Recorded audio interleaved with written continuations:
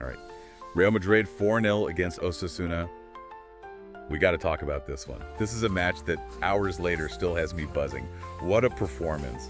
And look, we can't talk about this match without talking about producer Dave's notes. Yeah. He's our Madridista uncovered guy. Yeah. And I'm telling you, his insights are the key to unlocking this Real Madrid performance. He's got a sixth sense for this stuff, especially when it comes to tactics. Yeah. And we're going to get into it, all of it. The Yeah. lineup choices, the substitutions, the whole thing. Because remember, going into this match, there were some question marks over the Bernabeu. Yeah. What happened with those recent losses? Had Real lost their edge? There was definitely pressure on them to perform. Let's be real. Osasuna aren't exactly slouches, especially their attack has been looking pretty good lately. Right, so the big question before the match Yeah. was, could Real Madrid bounce back? Could they rediscover that winning formula? Sure. And well, spoiler alert, yes, they could. But the how is the really fascinating part. And it all starts with Ancelotti's decision to go back to that 4-3-3. Now, Dave was all over this in his notes. And I think he's really onto something here. This tactical shift was huge. All right, I'm hooked. Break it down for us. What made the 4-3-3 so effective in this match? Well, it brought back a sense of balance to the team. You saw players like Lucas Vazquez, he was able to push forward with more confidence, knowing he had Valverde and Rodrigo covering him on that right side. And then when Rodrigo unfortunately picked up that injury, Brahim Diaz came in and was able to slot right in, keep that same tactical structure going. Yeah, speaking of those injuries, that first half, Rodrigo and then Militao, that was nerve-wracking. Yeah. I mean, losing two key players like that early on could really throw them off. Oh, absolutely. But that's where you saw Real Madrid's depth come into play. And this is where I think Dave's emphasis on La Fabrica is so important. Well, hold on. For those who might not know, can you explain what La Fabrica is and why it matters? Sure. La Fabrica, it's Real Madrid's youth academy. And it's legendary. It's produced some of the best players in the world. Think Raul Casillas Carvajal. And now we're seeing this new wave of talent coming through, like Raul Asensio. Asensio, the young defender who came on from Militao, he was impressive. He was incredible.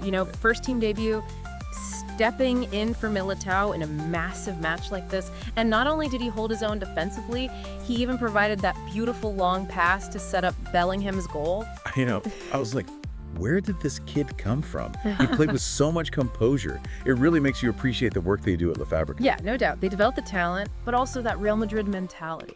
That fearlessness to step up in big moments. And like Dave pointed out, Asensio's not a fluke. The fact that Ancelotti was comfortable bringing on Endrick and Googler later in the match, that says a lot about the trust he has in these young players. Yeah, I was going to say, those substitutions were electric. It really felt like a glimpse into the future of Real Madrid's attack. Seeing them out there alongside Vinny Jr. and Bellingham, it just brought this different energy to the match. I know, right? And you could feel that energy throughout the whole stadium. But hold on, before we get too far ahead, talking about those youngsters and Vinny Jr.'s performance, we need to go back to those tactical substitutions. Yeah. There's a nuance there that Dave picked up on that I think is really interesting. Really? Okay. What did Dave see that we might have missed in the heat of the moment? Okay, so when Modric came on for Vazquez, it wasn't just a straight swap. Ancelotti actually moved Valverde over to right back. Oh, wow. I didn't even notice that in the moment. That's some real tactical flexibility right there. Exactly. And it worked so well. Valverde's energy and defensive awareness were key in shutting down Osasuna on that side. Plus, it freed up Modric to really control the tempo from midfield. Give Real Madrid that extra level of control. That's such a good point. And I think it really highlights something that Dave's always talking about, the importance of having versatile players. Guys who can adapt to different roles. For sure. It's not just about individual talent, it's about how all the pieces fit together. And with a player like Valverde who can slide between midfield and defense, Real Madrid becomes a much more dangerous team, much more unpredictable. It makes you wonder, does this match signify a turning point in Real Madrid's season? I mean, they were facing some real doubts after those recent losses, but this was a statement performance. Yeah, I think it very well could be a turning point. It shows they have the depth, the tactical flexibility, and most importantly, the hunger to bounce back from setbacks. That's the mark of a champion. I love that. The hunger to bounce back. You could see it in every tackle, every pass, every shot. And it wasn't just the veterans like Modric and Vinny Jr. leading the charge either. The energy that Endrick and Güler brought off the bench was incredible. I know. Those two are something special. And what's really encouraging is that Ancelotti clearly trusts them. To put them into a match with so much on the line, it shows that he believes in their ability to make a difference. And they didn't disappoint. Endrick almost had that goal with that cheeky chip shot, and Güler's passing was crisp, creative, It's moments like these that make you realize that the future of Real Madrid is in good hands. Oh, really is. La Fabrica is a special place. It's a testament to the club's commitment to developing young talent. Speaking of La Fabrica, we've talked a lot about the young guys. But we can't forget about the established stars. Vinny Jr. was on another level. That hat-trick was pure class.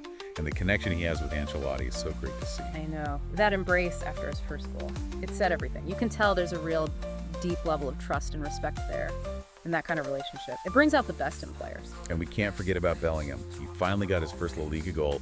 It feels like he's really starting to find his feet now. Absolutely. And I think that 4-3-3 played a big part in that. It gave him more freedom to get forward, link up with Vinny Jr., make those late runs into the box. You know, we saw flashes of his brilliance at Dortmund.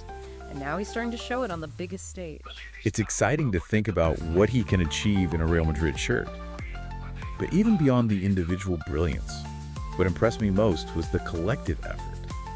Everyone contributed. Everyone fought for each other. That's the Real Madrid we all know and love. Couldn't agree more. It's that fighting spirit, that never give up attitude. That's what makes this team so special. Remember all those doubts before the match? Feels like a lifetime ago now. You're right. This win was more than just 3 points. It was a statement, a declaration that Real Madrid is back and they're ready to challenge for every trophy. And with the tactical flexibility that Ancelotti's shown, the depth of talent coming out of La Fabrica, and the leadership of veterans like Modric and Benzema, they have everything they need to make this another historic season. You know, I gotta say, this deep dive has been a real pleasure, and it wouldn't have been possible without producer Dave's notes and observations. He really has a knack for seeing the things that others miss. He's a true Madridista, always digging deeper, always looking for the why behind the what. Exactly. He's got that analytical mind that we all wish we had. So, Dave, if you're listening, thank you for all your hard work. You make our job so much easier and so much more fun. Couldn't have said it better myself. Yeah. And to all you listeners out there, if you enjoyed this deep dive into the heart of Real Madrid, make sure to like, subscribe, and tell your friends.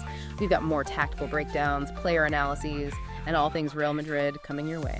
And of course, we'll have all the latest from producer Dave, our secret weapon for understanding the beautiful game. He's the best. So until next time, Hala Madrid. As we wrap up this deep dive, I keep thinking about something else Dave mentioned in his notes. Oh, what's that? It wasn't just about the win. It was about the way they won. This was a performance that showed their resilience, their adaptability, but also, their commitment to who they are as a team.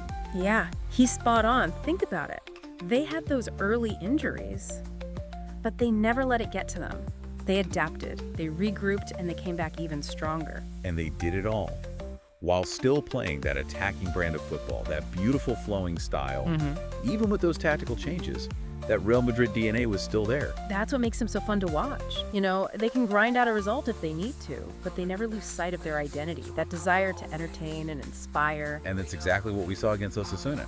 It was a performance that had it all. Tactical brilliance, individual brilliance, and that unmistakable Real Madrid spirit. It was a reminder that even when they stumble, they always have the ability to get back up and come back stronger. Exactly. That's why I'm so excited for the rest of the season. Yeah. This win, it feels like a turning point, like a catalyst for something special.